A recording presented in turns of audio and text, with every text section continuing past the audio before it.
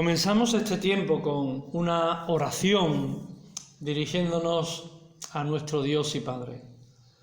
Padre amado, te damos gracias, Señor, una vez más por el descanso, en primer lugar, que nos has permitido, Señor, durante esta noche. Y gracias porque nos has despertado con ánimo, con alegría, con gozo, para acercarnos de nuevo a tu presencia, para buscarte, Señor, y recibir de ti el alimento diario, el pan que tú das, el pan de vida, el pan que a vida eterna permanece, Padre. Tú tienes palabras y tú tienes ese pan y tú tienes ese alimento para nuestra alma. Dirígenos, Señor, lleva nuestra mente y nuestro corazón a tu palabra y ayúdanos a profundizar en ella y sacar lo mejor de ella para aplicarlo a nuestras vidas. Gracias te damos, Señor, confiamos en ti, rogamos la dirección de tu Espíritu Santo en la meditación de la palabra y que tú también transformes, toques y cambies nuestro corazón y lo prepares, Señor, para recibir la buena semilla, la buena palabra que sea implantada en nuestro corazón. Gracias te damos, Señor, confiamos en ti, en el nombre de Jesús. Amén, Señor. En esta ocasión nos encontramos a Jesús de nuevo y lo hacemos en medio de una multitud que le seguía, una multitud que había visto las señales, había visto los milagros y Jesús les muestra el poder que emana en él para salvación y para vida eterna. Así que vamos al texto de la palabra en Juan capítulo 6. Se trata de la alimentación de los 5.000. Allí se nos relata ampliamente el desarrollo del milagro, el antes y el después del milagro también. También se relata en Mateo capítulo 14 y en Marcos capítulo 6 y en Lucas capítulo 9. En esta ocasión son los 4 evangelistas los que hacen alusión a este hecho histórico, a este encuentro histórico de Jesús con aquellas multitudes. Voy a leer algunos textos de Juan capítulo 6, empezando en el versículo 1. Después de esto, Jesús fue al otro lado del mar de Galilea, el de Tiberias, y le seguía gran multitud porque veían las señales que hacía en los enfermos. Entonces subió Jesús a un monte y se sentó allí con sus discípulos. Y estaba cerca la Pascua, la fiesta de los judíos. Cuando alzó Jesús los ojos y vio que había venido a él gran multitud, dijo a Felipe: ¿de dónde compraremos pan para que coman estos? Pero esto decía para probarle, porque él sabía lo que había que hacer. Felipe le respondió: 200 denarios de pan no bastarían para que cada uno de ellos tomase un poco. Uno de sus discípulos, Andrés, hermano de Simón Pedro, le dijo: aquí está un muchacho que tiene 5 panes de cebada y 2 pececillos. ¿Mas qué es esto para tantos?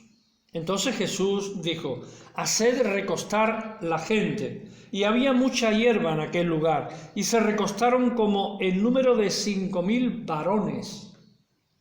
Y tomó Jesús aquellos panes, y habiendo dado gracias, los repartió entre los discípulos, y los discípulos entre los que estaban recostados.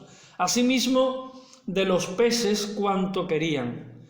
Y cuando se hubieron saciado, dijo a sus discípulos: recoged los pedazos que sobraron, para que no se pierda nada. Recogieron pues, y llenaron 12 cestas de pedazos, que de los 5 panes de cebada sobraron a los que habían comido. Aquellos hombres entonces, viendo la señal que Jesús había hecho, dijeron: este verdaderamente es el profeta que había de venir al mundo. Pero entendiendo Jesús que iban a venir para apoderarse de él y hacerle rey, volvió a retirarse al monte él solo. Recomiendo la lectura continuada de este capítulo 6, porque allí se relata lo que ocurrió a posteriori, ¿verdad? Y que también es muy importante y que tiene mucha enseñanza. Aquí tenemos de nuevo a una multitud de personas que siguen a Jesús y que lo siguen porque han visto las señales, los milagros, la forma que él habla. La verdad es que estaban entusiasmados con este nuevo profeta que venía a enseñarles el reino de Dios. Está a la orilla del mar de Galilea, pero en la parte opuesta a la ubicación de la ciudad de Capernaum, o sea, está en la orilla opuesta a lo que es la Palestina, lo que era en aquel momento Palestina. El episodio de la alimentación es recogido, como he dicho, por los 4 evangelistas y se produjo a causa de la gran multitud de personas que le había seguido hasta aquel lugar para oír sus enseñanzas, ver sus señales, ver sus milagros.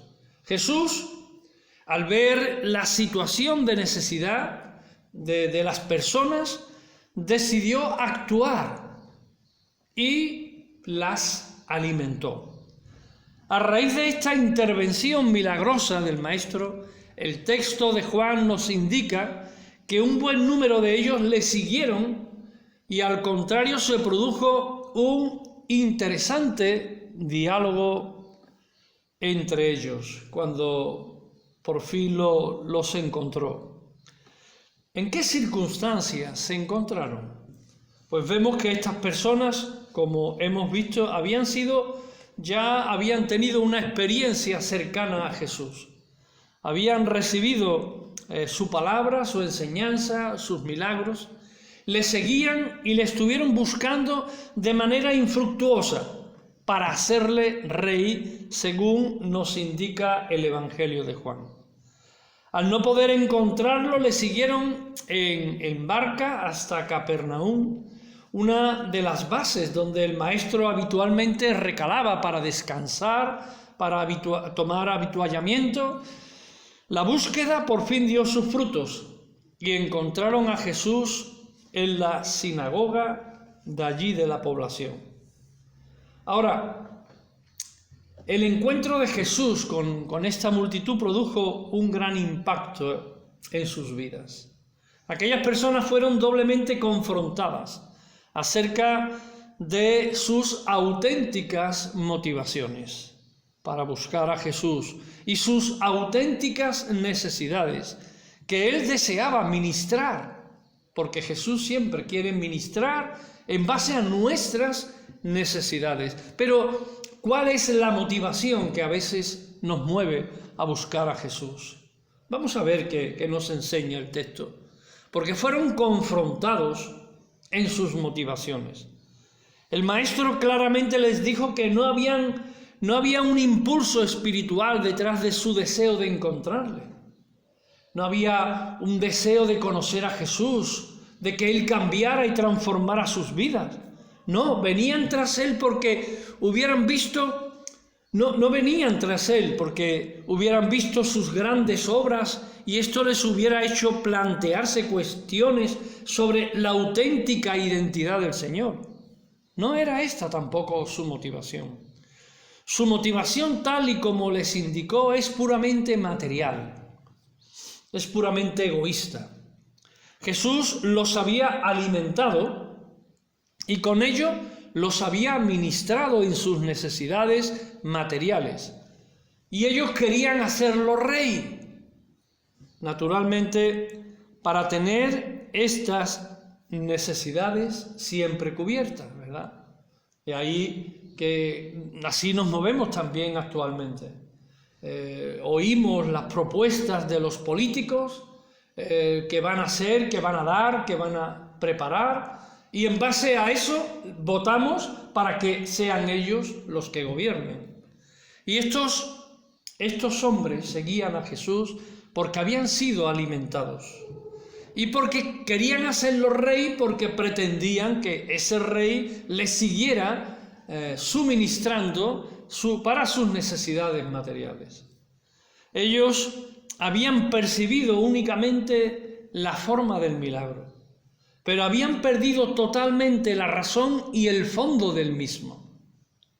La alimentación pretendía sin duda satisfacer una necesidad física, está claro. Jesús, al verlos allí a tantísimas personas y a la hora que ya era, pues tuvo compasión de ellos y quiso ministrarles en su necesidad física.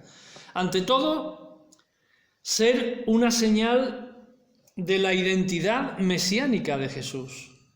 Esto de los milagros es su identidad.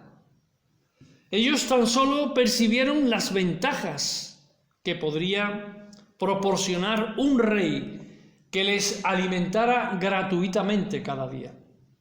Y para esto todos estamos dispuestos. Para que nos den de comer, para que nos traigan la comida, y si es gratuito, mejor, ¿verdad? Y a veces, pues en nuestra misma sociedad vemos el egoísmo de muchos hombres y mujeres que buscan y buscan para no trabajar y para tener sin tener que trabajar. Y no les costaría ningún trabajo, pues, votar a quien le proporcione la comida. Esa es la motivación.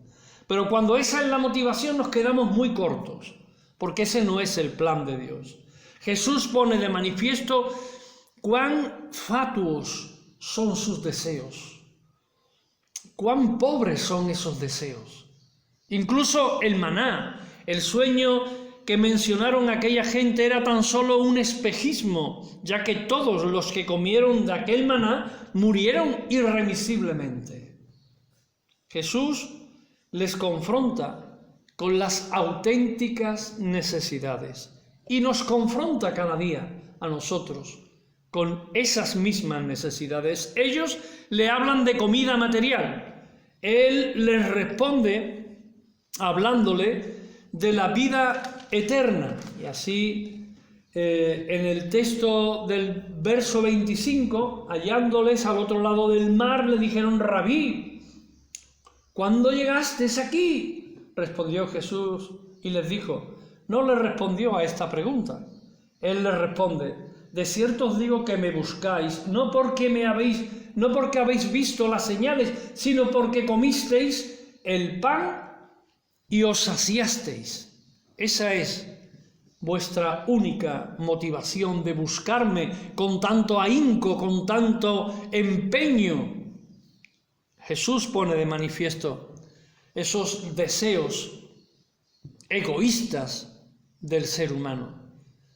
Jesús les confronta con las auténticas necesidades que todos tenemos. Ellos le hablan de comida material, Él les responde de la vida eterna, del pan que a vida permanece. No es que Jesús desprecie ni mucho menos las necesidades materiales, porque allí estaba. No olvidemos que acababa de satisfacer sus necesidades. Pero intenta simplemente que vayan más allá. Intentan que vayan más allá de las puras necesidades físicas y tengan capacidad de ver las necesidades más profundas que todo ser humano tenemos en nuestro interior. Jesús se ofrece a sí mismo con la única satisfacción para las necesidades más profundas del ser humano. El que viene del cielo, afirma, refiriéndose a sí mismo, es el que soluciona las necesidades íntimas y profundas de toda persona. Por eso nos invita a creer en Él, aceptarle y seguirle. Por eso los versos 28 en adelante, entonces le dijeron: ¿qué debemos hacer para poner en práctica las obras de Dios? Respondió Jesús: esta es la obra de Dios, que creáis en el que Él envió, en el que Él ha enviado. Y al verse confrontada la gente, respondió: y cuestionaron la identidad de Jesús y pidieron más intervenciones milagrosas que estuvieran de nuevo relacionadas con sus necesidades materiales. Aquí vemos de nuevo el egoísmo. Ellos querían que Jesús interviniera de nuevo para satisfacer sus necesidades. Encontraron, según dice el mismo texto, demasiado difíciles y exigentes sus enseñanzas. Y desde aquel momento muchos dejaron de seguirle. Cuando Jesús pone de manifiesto lo que debemos dejar y qué debemos seguir, muchos no están dispuestos a seguirlo. Muchos no están dispuestos a tomar su cruz y a negarse a sí mismos. Y muchos abandonan el camino. Una cosa es que Jesús satisfaciera sus necesidades materiales, otra muy diferente era aceptar sus exigencias morales y el estilo de vida que Él demanda de cada creyente. Ahí están los problemas. Todos queremos disfrutar de las bendiciones de Dios. Todos queremos estar tranquilos y en paz sabiendo que Él nos cuida, que Él nos ama, que Él nos salva, etc. Pero la salvación implica algo más. Implica un compromiso personal con la persona y la obra de Dios, de Jesús. También los 12 fueron confrontados de una manera clara y abierta por Jesús y recibieron la invitación a dejarle si sus exigencias eran demasiado fuertes para ellos. Así, en el mismo texto de Juan 6, a partir del verso 60, al oírla, muchos de sus discípulos dijeron: dura es esta palabra, ¿quién la puede oír? O sea, vosotros venís a ser alimentados, a ser cubiertos en vuestras necesidades, pero cuando Él dice las demandas, duras son estas palabras. Sabiendo Jesús en sí mismo que sus discípulos murmuraban de esto, les dijo: ¿esto os ofende?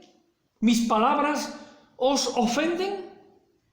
Pues qué si vierais al Hijo del Hombre descender del cielo. Pero el versículo 67 dice: dijo entonces Jesús a los 12: ¿queréis acaso iros también vosotros? ¿Queréis también vosotros ir en pos de todos estos que venían buscando señales y satisfacer sus necesidades materiales? ¿Queréis vosotros ir con ellos?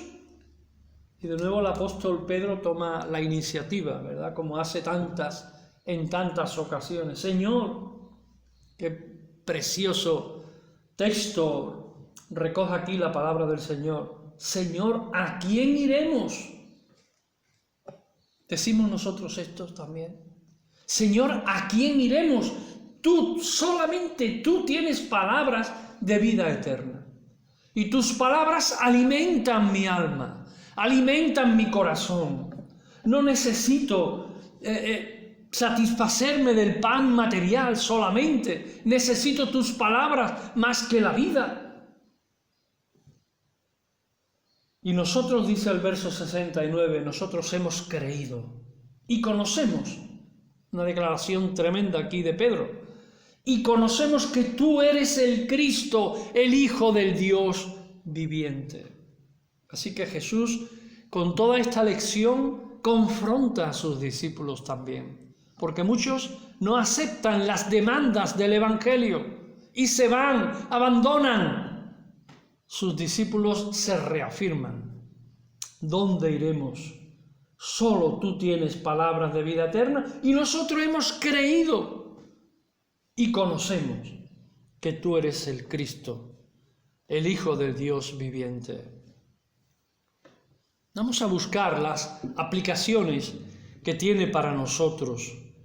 Cuando nos acercamos a Jesús, es muy posible que suframos el mismo proceso que experimentó aquella gente que Él alimentó. Es muy probable que suframos un proceso muy parecido. En primer lugar, nos veremos confrontados con nuestras motivaciones. ¿Qué nos motiva a seguir a Jesús? ¿Qué nos impulsa para acercarnos al Señor? Acercarse hasta Él porque nos sentimos necesitados. Esto es legítimo y es honesto. ¿Estamos necesitados? Jesús mismo afirmó que nadie se acerca al médico a menos que se sienta enfermo, ¿verdad? Eso dijo Jesús. Nadie va al médico si no está enfermo, si no lo necesita. No vamos a visitar al médico. Y todos tenemos una necesidad espiritual. Y muchas veces nos acercamos a Jesús en base a esa necesidad. Hay una necesidad. Y necesitamos a veces un milagro en nuestra vida. Y a veces necesitamos, pues como estas personas, necesitamos que el Señor nos responda a nuestra propia necesidad.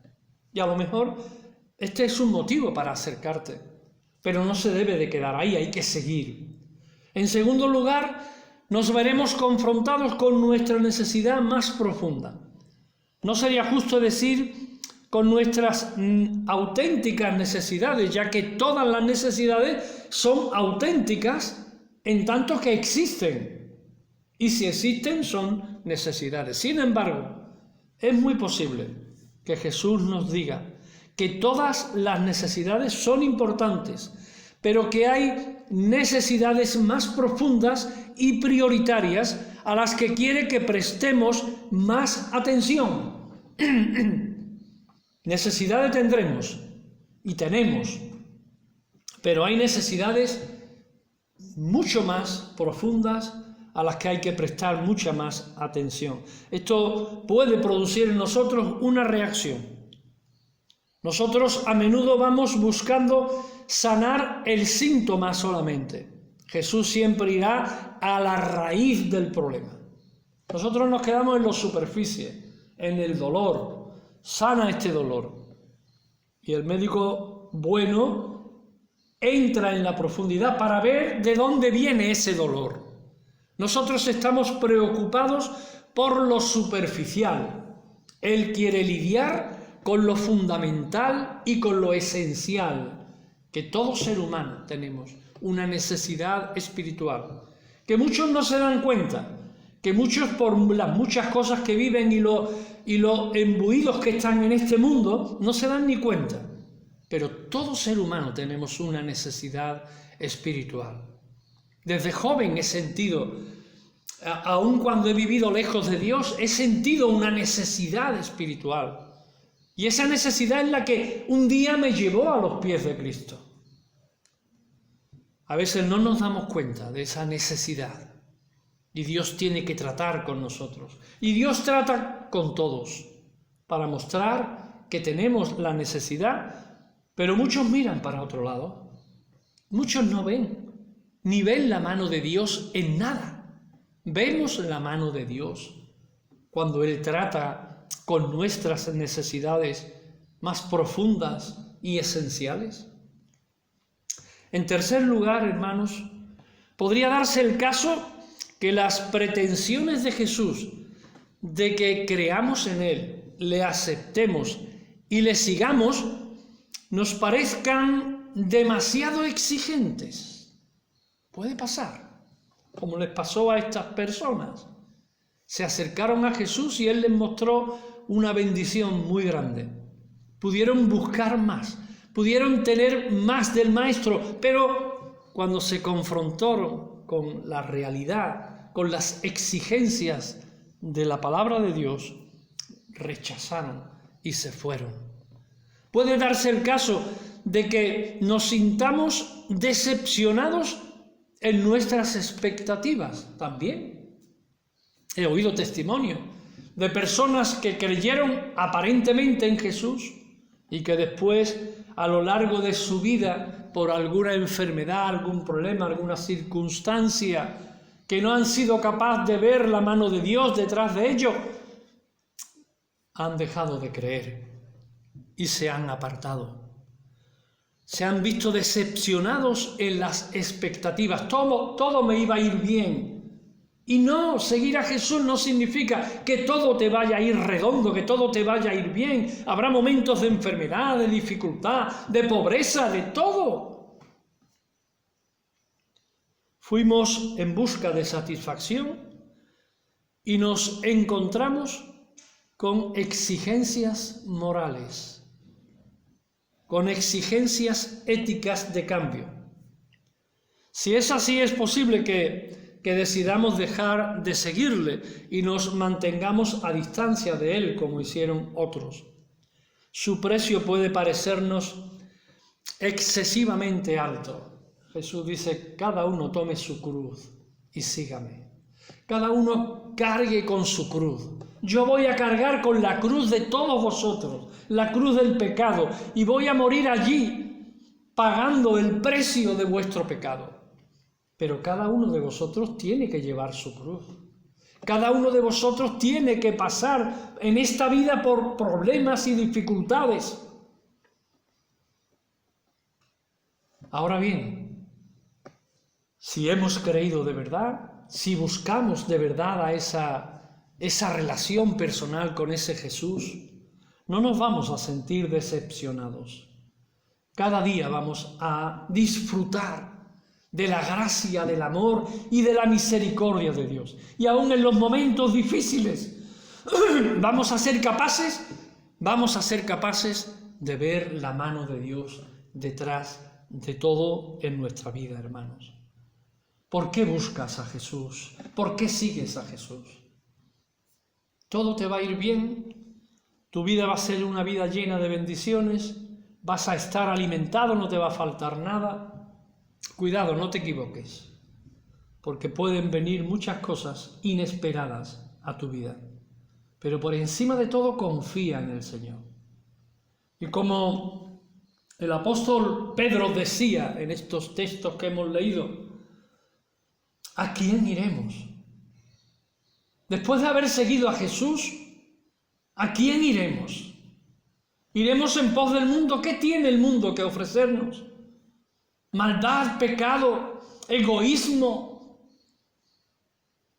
¿Qué tiene el mundo que ofrecernos? ¿A dónde iremos, Jesús? Solo tú tienes palabras de vida eterna. Y nosotros hemos creído. Y estas palabras las hago mía y las hago vuestras. Y nosotros hemos creído, Señor, y conocemos que tú y solo tú eres el Cristo, el Hijo del Dios viviente, al que seguimos, al que amamos, venga lo que venga, tempestades, dificultades, pero también muchas bendiciones y como regalo la vida eterna. Gracias, Padre. Permitidme algunas preguntas de aplicación personal. ¿Qué te motiva? ¿Qué hay en tu corazón, en realidad, para acercarte a Jesús? ¿Únicamente que satisfaga tus necesidades? ¿O también hay ese deseo profundo de seguirle? Plantéatelo, piénsatelo. ¿Qué te pide Jesús a ti? ¿Qué desea hacer contigo? ¿Qué desea hacer en tu vida? ¿Se lo has preguntado? Te has puesto delante de Él, has dicho: Señor, ¿qué quieres de mí? ¿Y qué deseas hacer conmigo y en mi vida? Porque aquí estoy, como un lienzo en blanco para que tú lo pintes, para que tú lo rellenes, Señor. ¿Acaso quieres irte tú también? Como le decía Jesús a sus discípulos. ¿Acaso quieres irte tú también? Piénsatelo bien, hermano, y que el Señor nos bendiga una vez más y hagamos nuestras estas palabras, meditemos en profundidad en este tiempo. ¿Qué quieres de mí, Señor? Que cuando salgamos de la confinación podamos reenfocar nuestras vidas en el Señor para gloria de su nombre. Amén.